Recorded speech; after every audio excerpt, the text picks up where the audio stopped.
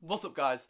I was struggling this week to think of a concept to make a video out of this week, so I thought I would make a video and do like a sort of kind of like a review video of one of my favourite pieces of kit that I have in my camera bag at the moment. This is the Aputure MC Mini LED light, a compact light that packs a big punch.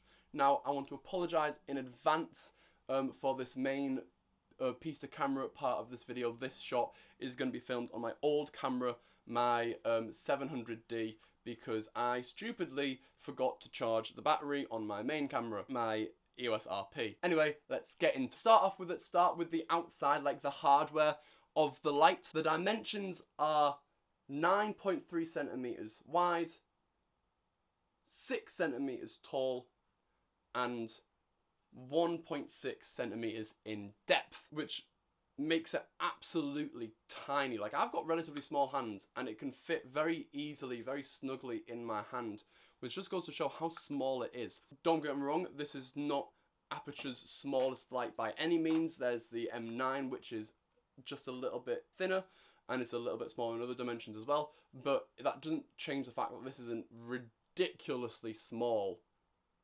light. The light itself is made up of 4 rows of 6 pairs of individual LED lights, giving it a relatively spread out source of light instead of like having spotches. It's not perfect by any means, however it does come with a sort of a plasticky, rubbery kind of film to put over it to act as a diffuser, which makes it even more spread out and clear. On the top, you have the obligatory branding and the small display screen. If you're looking into the light, on the left-hand side, you have the charging port, something clearly I'm not very familiar with. You have the on-off switch, and you have the control wheel. On the opposite side, you have a simple vent. On the bottom, you just have a basic 1/4" screw, which allows you to screw it into most light stands. And on the back, even more branding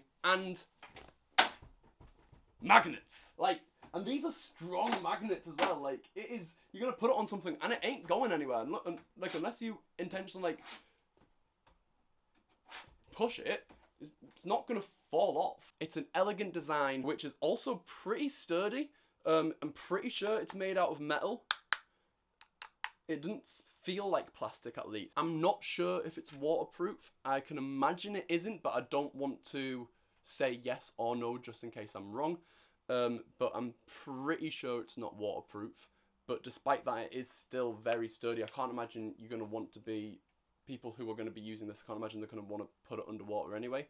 So, no issues there. At the moment, on the Aputure official website, it is listed as $90 USD, $90 US currency, which roughly translates to £87.24. However, bear in mind that that's me just doing the calculations. That's not 100% going to be accurate when this video uploads.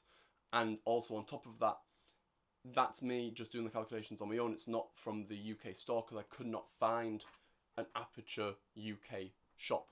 There was just the US shop and then what I could find on Amazon, which brings me to something that I find very interesting is that on Amazon, it is listed at roughly £105, which is more than what it would be on the actual Aputure online store, which doesn't really make sense to me because normally Amazon is a little bit cheaper than buying it from the manufacturer itself. So that kind of caught me by surprise. So just bear that in mind when you are buying one of these for yourself, if you choose to buy one of these yourself. Now, let's get into the fun stuff. I'm done talking about the boring stuff like the outside and the prices. Let's get into the fun stuff, what you're actually here to see this, why you're actually watching this video. Let's see what this light can do. As I said before, you have the on-off switch. Once it's on, it'll put you to this main setting, which controls the intensity of the light, turns it warmer, turns it brighter and less bright. And then when you click in the control wheel, you can also start controlling the temperature of the light. The temperature can range from 3200 to 6500 Kelvin, which allows you to get really, really warm light on a subject compared to the very, very cold light at the other end. However, that's not the main selling point of this light. The cool thing about this light is if you hold down the control wheel, you can go through loads of different settings in this menu. To start off with, you've got CCT, which is that first setting where it controls the temperature and the brightness of the light. The one after that is HSI, and that stands for hue, saturation, and intensity. You start off with hue, and you can see if I shine it on my hand, you can see that it's on a blue light at the moment, and then you can slowly, or as fast as you like really, change through the colours. And then if I click on it, it'll change to the saturation. So this is on 100% saturation, which is just the colour. Then if I scroll down, it'll slowly turn it more to a white. There we are. And then if I scroll back again, it'll slowly get more saturated. And then if I click on it again, it'll go intensity. And this is just the brightness again. So you just scroll it up to as bright as you want it, or to a little more dim of a light. And these three all together allow you to really get any colour of the rainbow and anything in between that you can really think of, which really helps if you want a colourful background for a photography shoot, or if you're doing some B-roll of an item and you want the background to match the colour of the object, of your subject, you can do that easily. And this light really is a good key for that, because not many lights, particularly lights this size, allow you to have full RGB control, but this one does. Next on that main menu is FX, and this is like the really fun one. This allows you to have different effects on your thing, as the name might suggest. There's 9 different effects already built into the light, each one having different variations of light, flashing or pulsing at different paces, to allow you to have different effects.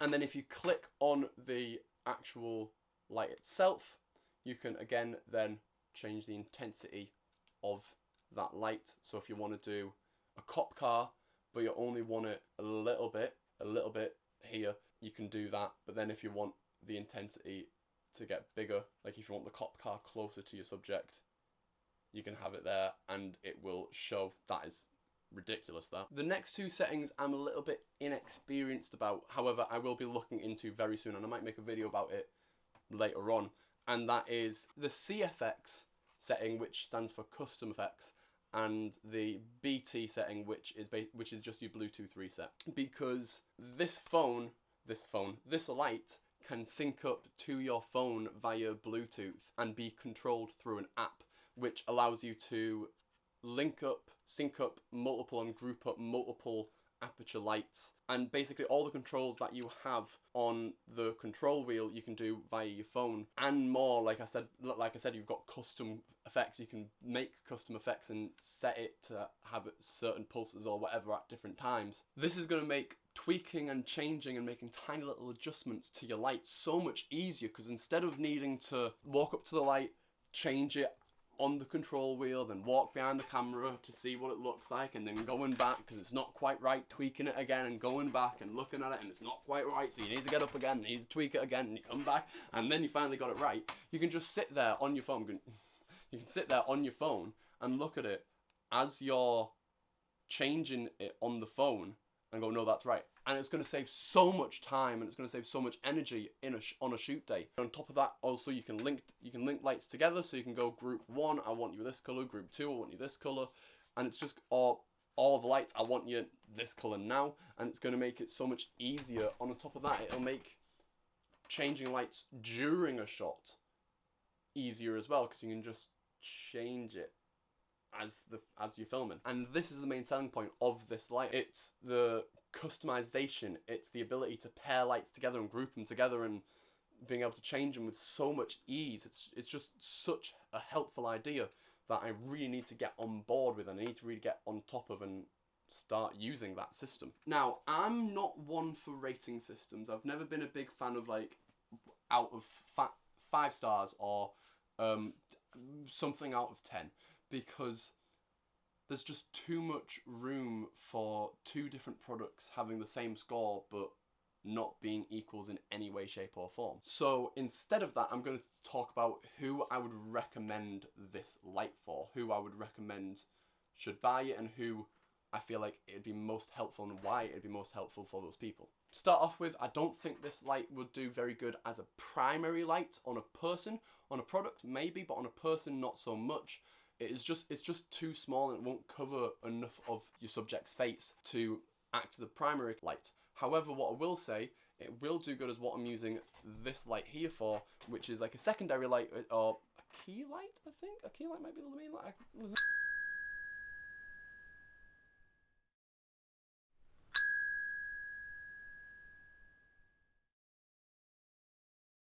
A secondary light which, if I turn this light off, here, compared to here, you can see when it's off, this part of my face is completely in shadow, which could work for some videos, which could work for some people's style, and to be honest, looking at it now, it's not that bad, but when it's on, you can just see my full face, and it just lights up my face a bit more to make it a little more easier to see my full expressions, and I feel like that's what this light would be good if you're shooting people.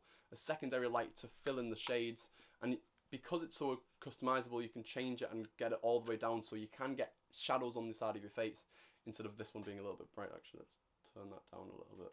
This light would also do really good as a feature light. So if I like turn it on and change it to, let's say, a purple, get that intensity all the way up, and then I'll put that like just back here, and that lights up my background, and that's it without. It kind of fills the room a little bit with a certain colour, and I can change the colour as well. Like if I wanted to, if I was doing a specific thing on like nature photography, I can have a green background, or if I was talking about, I don't know, if I'm talking about how my colour scheme, how I have a colour scheme which is almost entirely red and black, I can do that, and behind the screen, which is always off, I've got a red background, which, to be honest, now that I've started using this and this one works as my background light, I'm going to start probably using this in my background as a feature light for most of my videos. Obviously, I'd need to hide it a bit better because you can see it there, but like, I can start using that. I think I'm just going to leave that there for the rest of the video. Actually, it looks quite nice there, doesn't it?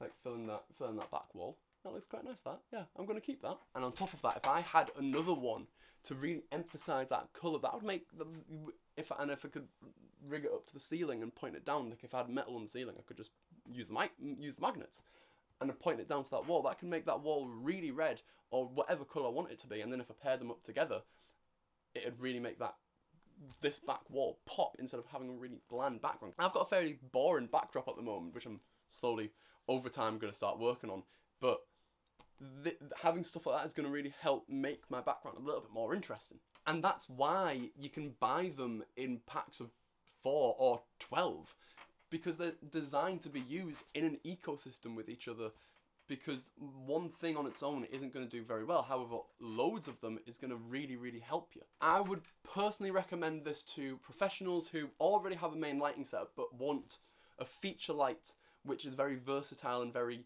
useful. So someone who's looking for something that can very easily be put into a pre-existing lighting condition and just needs a little bit of popper colour somewhere in the background, or someone who wants to be able to use multiple lights together easily, I'd recommend these lights. Or if you're a YouTuber who films in a really small environment and you already have a primary light such as a little main light, or if you're just using your window, having that secondary light like I was talking about earlier with this one, having that light there is gonna help bring out that darker side of your face a little bit better and help remove those shadows a little bit. But however, if you have a bigger room and you've got space for a bigger light, I'd recommend that, because a big umbrella light you can get a little bit cheaper. Yes, you can only get them single colour, you can only get them one for the cheaper prices. However, that would do a lot better at